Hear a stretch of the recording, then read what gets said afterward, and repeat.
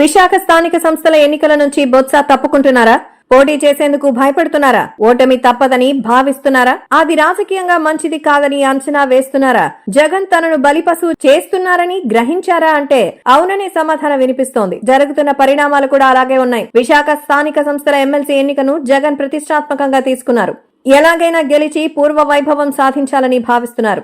బలమైన నేతగా భావించి బొత్స సత్యనారాయణను రంగంలోకి దించారు.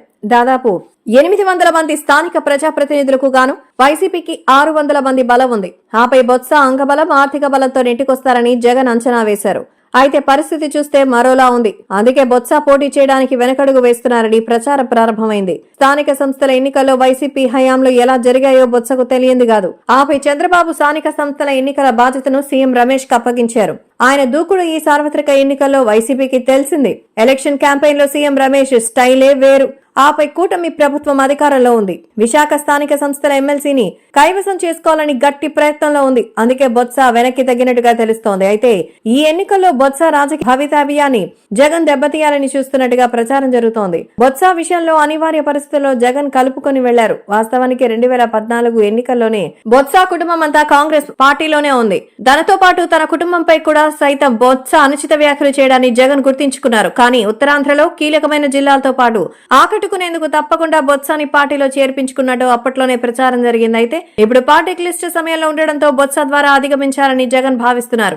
జగన్ ఆర్థిక వనరుల్ని అందిస్తారా లేదా అనేది తెలియడం లేదు. పార్టీకి సంబంధించి ప్రజాప్రతినిధులతో మాత్రం 2 సార్లు సమావేశమయ్యారు. వారిని బెంగళూరు క్యాంపుకు తరలించారు. ఆ ధర్మంతో చంద్రబాబు గెలవాలని చూస్తున్నారు మాత్రం స్టేట్మెంట్స్ ఇచ్చారు. అయితే అక్కడ కనీసం 300 మంది ప్రజాప్రతినిధులు రాకపోవడంతో బొత్సలో కలవరం ప్రారంభమైంది. ఇప్పటికే కొందరు చేజారిపోయారు. మరికొందరు కూటమికి టచ్ లోకి వెళ్లారు. పోటీ చేస్తే కనీస స్థాయిలో ఓట్లు వస్తాయా లేదా అన్న అనుమానం కలుగుతోంది. అందుకే మిడిల్ డ్రాప్ అవ్వాలని బొత్స భావిస్తున్నట్టు సమాచారం. జగన్ కోసం తాను అనవసరంగా ఎందుకు బలిపశువు కావాలని బొత్స భావిస్తున్నట్టు ప్రచారం జరుగుతోంది.